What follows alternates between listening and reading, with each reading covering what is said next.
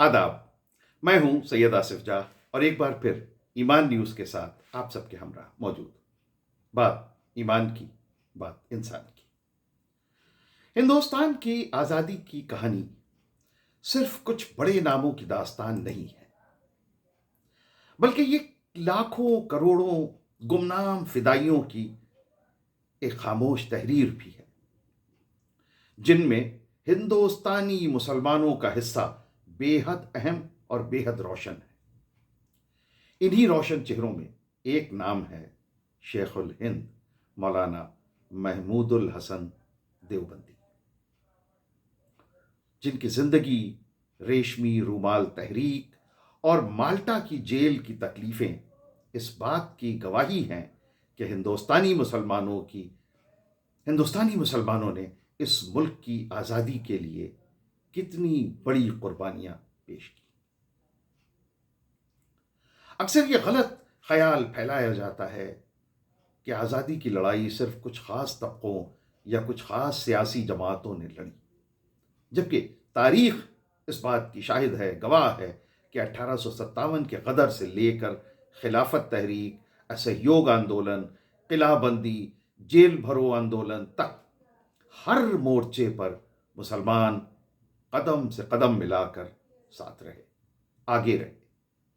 देवबंद के उलमा हों, असहानी, मदनी और जौहर भाई हों, या बाद में जामे मिलिया इस्लामिया की तहरीक की बुनियाद रखने वाले रहनुमा, सबका मकसद एक ही था: गुलामी से आज़ादी और आज़ादी के बाद एक मजबूत और मुत्तहदा हिंदुस्तान। जमीयत उलमा हिंद ने खुलकर यह उसूल बनाया कि मुल्क की कौमियत मजहब से नहीं बटेगी। यह अपने आप में बेहतरीन चीज़ है। जमीयत उलमा हिंद ने यह खुलकर यह उसूल बनाया कि मुल्क की कौमियत मजहब से नहीं तय की जाएगी। हिंदू और मुसलमान मिलकर एक ही कौम है और अंग्रेजी हुकूमत से निजात मिलकर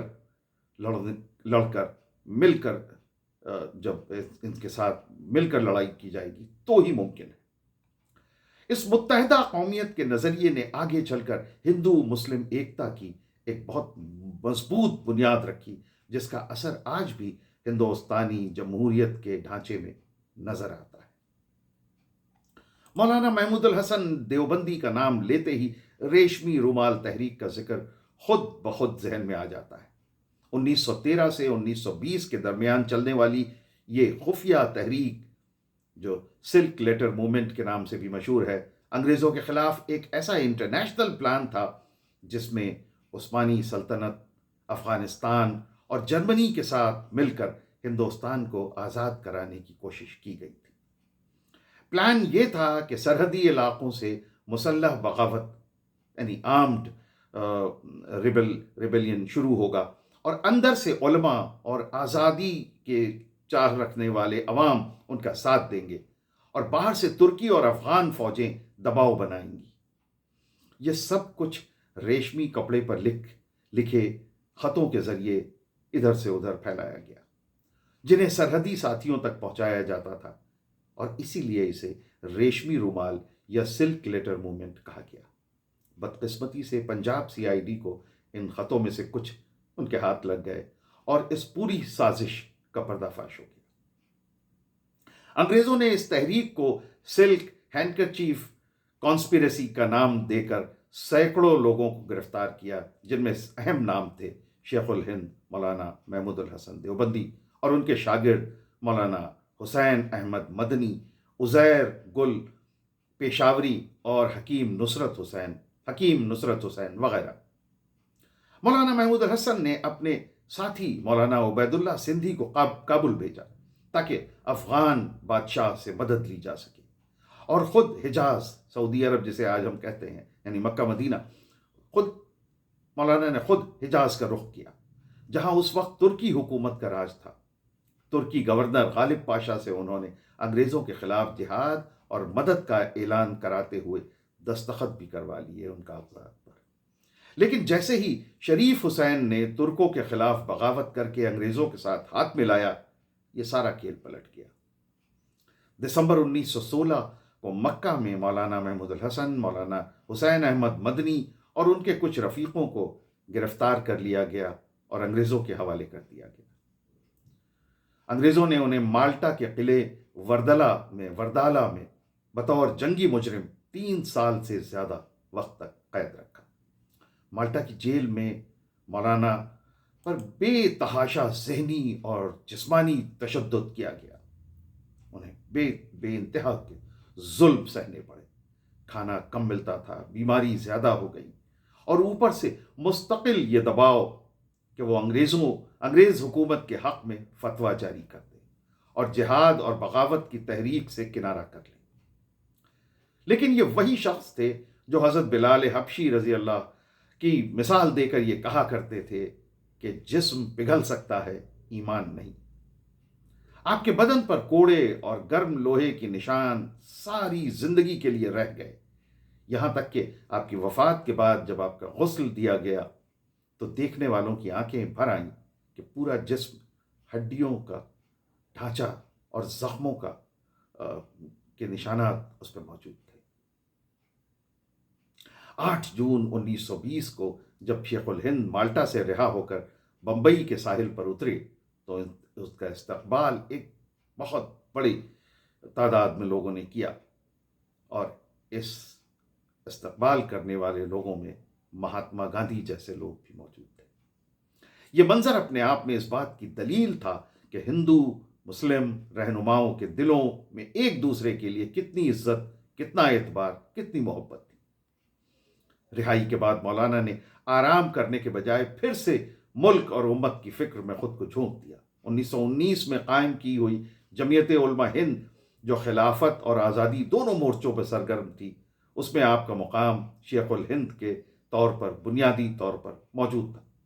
آپ نے صاف کہا کہ ہندو مسلم ایکتا کے بنا نہ انگریز جائیں گے، نہ ملک کی اصل ترقی ہو سکے گی۔ اس لیے مسلمانوں اور کانگریس کو گاندھی کی نان وائلنٹ تحریک میں، اہنسا کی تحریک میں شامل ہونا چاہیے۔ اسی دوران مولانا محمد علی جوہر کی درخواست پر آپ علی گڑھ پہنچے اور 29 اکتوبر 1920 کو آپ کے ہاتھوں علی گڑھ میں جامعہ ملیہ اسلامیہ کی نیو رکھی گئی، ایک ایسا تعلیمی ادارہ جو انگریزی سرکار سے آزاد ماحول میں ملک پرست تعلیم دینے کے لیے بنایا گیا تھا۔ آج دلی میں موجود جامعہ اسی روشن خیال کی نشانی ہے، جس کی سنگ بنیاد علی گڑھ میں رکھی گئی، مگر بعد میں جامعہ کو دلی شفٹ کیا گیا۔ کہ تعلیم دینی ہو یا دنیاوی، اگر آزادی، انصاف اور وطن سے وفاداری سکھائے تو وہ سب سے بڑی تحریک بن جاتی ہے۔ دیوبند میں اپنے خطبے کے دوران مولانا محمود الحسن صاحب نے مسلمانوں کی پستحالی کی 2 بنیادی وجہیں بتائیں: قرآن سے دوری اور آپس کی لڑائی جھگڑا اور تفرقہ۔ انہوں نے یہ ارادہ کیا کہ اب زندگی کا باقی حصہ قرآن کریم کے اصل معنی عام کرنے اور مسلمانوں میں اتحاد پیدا کرنے پہ لگائیں گے، چاہے اس کے لیے انہیں کتنی بڑی قیمت بھی کیوں نہ چکانی پڑے۔ مگر افسوس کہ زندگی نے زیادہ مہلت نہ دی، اور آج ہی کے دن 30 نومبر 1920 کو آپ اس دنیا فانی سے رخصت ہو گئے۔ لیکن آپ کا پیغام آپ کے شاگردوں حسین احمد مدنی، عبید اللہ سندھی، شبیر عثمانی وغیرہ کے ذریعے آگے بڑھتا رہا۔ آج جب بھی یہ پروپیگنڈا اٹھتا ہے کہ ہندوستانی مسلمان اس ملک کے لیے کمیٹڈ نہیں ہیں یا ان کی سیاسی دلچسپیاں الگ ہیں، تو شیخ الہند اور ریشمی رومال تحریک کی کہانی ان الزامات کا سخت اور خاموش جواب بن کر سامنے کھڑی ہو جاتی ہے۔ جس قوم کے علماء نے انگریزوں کے حق میں فتویٰ دینے سے بہتر گرم لوہوں کی سلاخیں برداشت کر لی، جو مالٹا کی اندھیری جیل میں ہندوستان کی آزادی کے سپنے دیکھتے رہے، وہ آج کے سیکولر اور ڈیموکریٹک ہندوستان میں کیوں کر غداری کا خواب دل میں بھی لا سکتے؟ ہندوستانی مسلمانوں کی سیاسی دلچسپی آج بھی اسی خیال کے ارد گرد گھومتی ہے کہ انصاف، برابری، جمہوریت اور ملک کی ترقی میں شریک ہونا۔ انہوں نے تہری پہچان بنائی، اپنے دین کے ساتھ وفاداری، اپنے وطن سے محبت اور وطن کے آئین سنویدھان کے ساتھ عہد۔ جمعیت علماء ہند اور دیوبند کے علماء کی بڑی تعداد نے پاکستان کے قیام کی کھل کر مخالفت کی، یہ صاف کر دیا کہ وہ متحدہ ہندوستان کو ہی اپنا گھر سمجھتے۔ آج ضرورت اس بات کی ہے کہ اسکولوں، مدرسوں، کالجوں اور میڈیا میں ان کہانیوں کو عزت کے ساتھ جگہ دی جائے۔ جب نئی نسل جانے گی کہ اس کے بزرگوں نے کس طرح ریشمی رومال پر آزادی کے نقشے بنائے، مالٹا کی جیلوں میں سڑ کر بھی مسکراتے ہوئے وطن کا نام روشن رکھا، اور پھانسی کے تختے پر انقلاب زندہ باد اور جے ہند کے نعرے لگائے، تو وہ کبھی اس ملک سے بیگانگی محسوس نہیں کریں گے۔ شیخ الہند اور ان کے ساتھیوں کی زندگی ہمیں یہ سکھاتی ہے کہ مسلمان ہونا اور سچا ہندوستانی ہونا ایک ہی سکے کے دو پہلو ہیں۔ ایک رخ آزادی، جمہوریت اور وفاداری کا ہے، اور یہی وہ روشن راستہ ہے جس پر چل کر آج کا ہندوستان، آج کا ہندوستانی مسلمان اپنے لیے عزت بھرا مستقبل بنا سکتا ہے، اور ملک کو بھی امن، انصاف اور ترقی کی نئی منزلوں تک لے جا سکتا ہے۔ تو شیخ الہند مولانا محمود الحسن کو اللہ ان کے درجات بلند کرے اور ان کی مغفرت فرمائے۔ اس دعا کے ساتھ آپ سب سے یہ گزارش ہے کہ ایمان نیوز کے ساتھ اپنی محبتوں کا سلسلہ بدستور جاری رکھیے، چینل کو سبسکرائب کیجیے، ہمارے ویڈیوز کو لائک کیجیے، شیئر کیجیے، فارورڈ کیجیے، اور اپنی باتیں، اپنے خیالات، اپنے تاثرات کمنٹس کے ذریعے ہم تک پہنچائیے۔ بہت بہت شکریہ۔ خدا حافظ۔